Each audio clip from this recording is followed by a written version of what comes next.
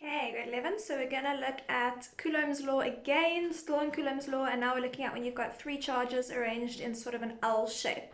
So I'm just going to lower you down a bit. Okay, so Coulomb's law, as always, F is equal to K, Q1, Q2 over R squared, and it helps us to determine the force experienced by by a point charge. It helps us to determine the electrostatic force experienced by a point charge as a result of maybe one other point charge or two other point charges or three or four, but in high school we stick to 3-point charges. Okay, so you saw when we had only two charges, nice and easy, we just go and use Coulomb's law. You saw when you've got three charges in a row, this is when you have to set it up as vector addition, saying that our net force is equal to the vector sum of all the forces. So let's say we were interested in this one, you'd have to say the sum of the force of that on that one and that on that one, and then for this plus or minus depending on if it is to the left or to the right, if it's attractive or repulsive. And now today we're going to look at what if they are arranged in an L shape. Okay, now it obviously doesn't have to be an L like that, it could be like this. Basically it just has to be sort of in a right angle, triangle sort of a situation. Okay, so for this on your notes I have written up there how I want you to set up your answer. I'm going to do the same example as the one in the notes. Firstly, just quick, when do we use Coulomb's law? When we have charges, point charges, and we're interested in or know about the electrostatic force. Okay, so Coulomb's law is about electrostatic force. In a little bit we're going to go on to magnetic field strength. The formula looks quite similar and the method is quite similar, but it's not the same thing. So please make sure you know that for Coulomb's law, that's got to do with the electrostatic force. Okay. So I'm going to go straight into the example and I'll verbally say what the steps are as we do them. So in our example, we've got 3-point charges. Okay, we've got a charge there, a charge here, and a charge there. This one is Q1 over here. This one is Q2, and this one is Q3. They give us the charges of each. So Q3 is -3 nanocoulombs. Q1 is, can't see that far, +4 nanocoulombs. And Q2 is +6 nanocoulombs. Okay, and they tell us the distances here. They tell us the distance between Q1 and Q3 is 3 times 10 to the -2 meters. And they tell us the distance between Q1 and Q2 is 5 times 10 to the -2 meters. Okay, now what I want you to do for this is, now the way I've done it on the worksheet, I've just written it out in words, or on your notes, is I've just written it out in words because I'm not very good at drawing diagrams on Word, but I can do a diagram on here. So the way I normally do it is graphically. Step 1, actually, let's first read the question. We want the direction, we want to determine the net force experienced by Q1. Okay, so we're interested in the net force experienced by this guy at the corner. Okay, and the way we're going to do that is first determine the direction of that net force. Okay, so this the force experienced by Q1 as a result of Q3, that one's negative and this one's positive, so it will be attractive. Okay, so the force of 3 on 1 is upwards. Okay, then we look at the other one. Q1 and Q2 are both positive, so that's going to be a repulsive force. So then the force of Q2 on Q1 is going to be to the left.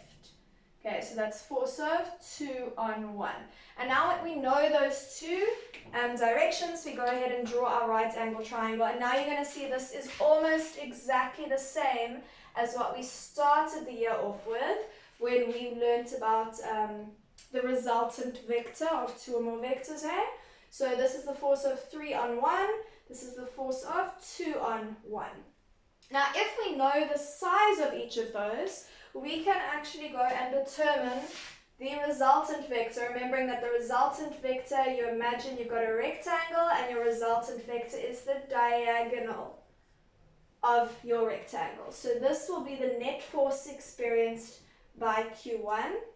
and the direction of it will be the angle it makes with the x-axis, just like we did with vectors in 2 dimensions. Okay, so we know we're going to use Pythagoras to find that, and a trig ratio to find this angle, but in order to do that, we need to know the size of this and the size of that. And to find those sizes, we use Coulomb's law. Okay, so it's almost like in term 1, except we've got to do one more step first. We have to actually determine the size of each one of those vectors. So we're going to go and do Coulomb's law for that. So I'm going to start with the force of 2 on 1. So the force of 2 on 1 equals K times the charge on each of the charges involved in that force. So that's charge 2 and charge 1 over the distance between those squared. So we sub in, we've got 9 times 10 to the 9 times charge 2 is 6 nanocoulombs, so it's 6 times 10 to the minus 9. Charge 1 is 4 nanocoulombs, so that's 4 times 10 to the minus 9, all over the distance between them squared, which is 5 times 10 to the minus 2 squared. And we find that the force of 2 on 1 is, I've got it here, 8,64 times 10 to the minus 5.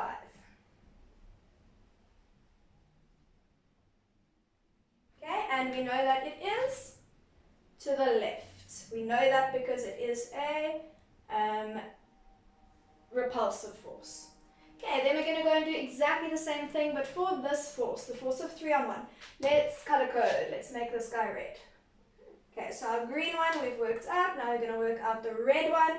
That's the force on charge 1 as a result of charge 3. So that's the force of 3 on 1, which is K times the charges involved in this force of Q3 and Q1 over the distance between them squared. And we substitute in. That's 9 times 10 to the 9 times Q3 is negative 3, but remember when you sub into Coulomb's law, you omit the signs. Okay, so it's just times 3 times 10 to the minus 9, and then Q1, which is 4, times 10 to the minus 9, over the distance between them squared, which is 3 times 10 to the minus 2 squared. And you stick that in your calculator, and you get 1,2 times 10 to the minus 4 newtons.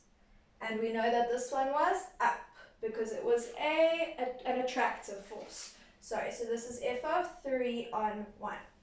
Okay, so now that we know the lengths of the two sides of our triangle, we can find the third, eh? Because remember, whatever this is, it's going to be the same size over here. So we can say this is the hypotenuse of my right angle triangle. I'm going to use Pythagoras to find that, and then a trig ratio to find my angle theta. Okay, so starting off with determining the magnitude of my answer.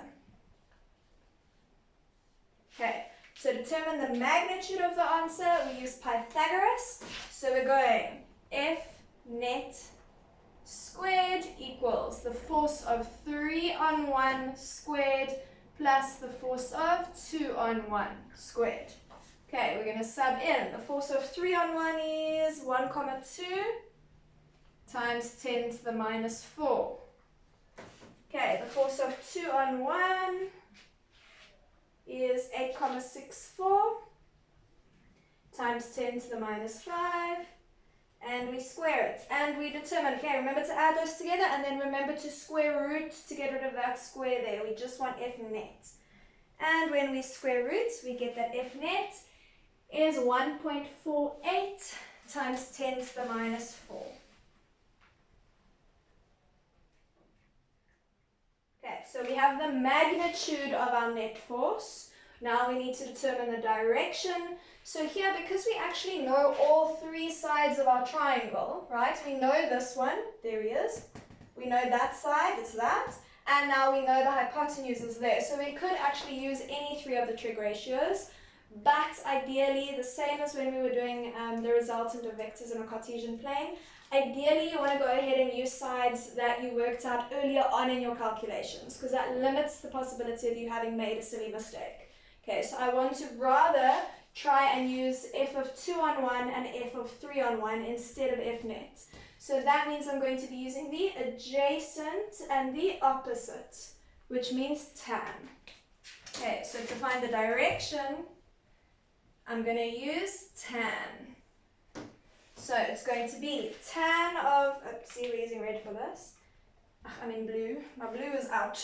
I'm going to use a new blue. Okay, so tan of my angle theta equals the opposite side, which is the force of 3 on 1,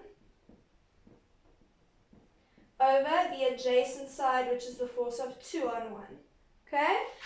I'm running out of vertical space. I'm just going to move horizontally here. So that means tan of theta equals this 1, 2 times 10 to the minus 4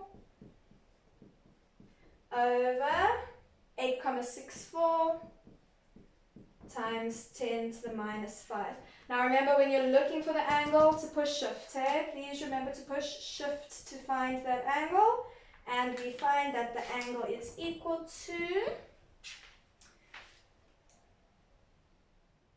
54,21 degrees.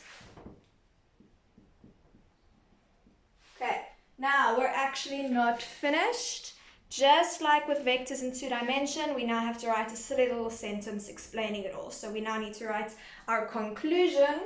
So in conclusion, we can therefore say that f net is equal to, there's the magnitude, 1,48 times 10 to the minus 4 newtons at, there's my direction, 54,21 degrees. But just like with vectors in 2 dimension, that's not enough. You have to be more specific. So you look to your diagram. This angle is being measured if this is the origin. Your origin is always where your 2 vectors meet. So that's my origin, which makes this my negative x-axis. And I'm going clockwise. So it's 54,21 degrees clockwise from the negative x-axis. Okay, and that's it. Now we're done. So it looks like a lot, but really you're just taking a skill that you already know. You know how to determine the resultant vector, and you're applying Coulomb's law to it.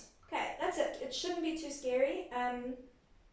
Places where people could possibly make mistakes is forgetting to square root here with Pythagoras, forgetting to shift here.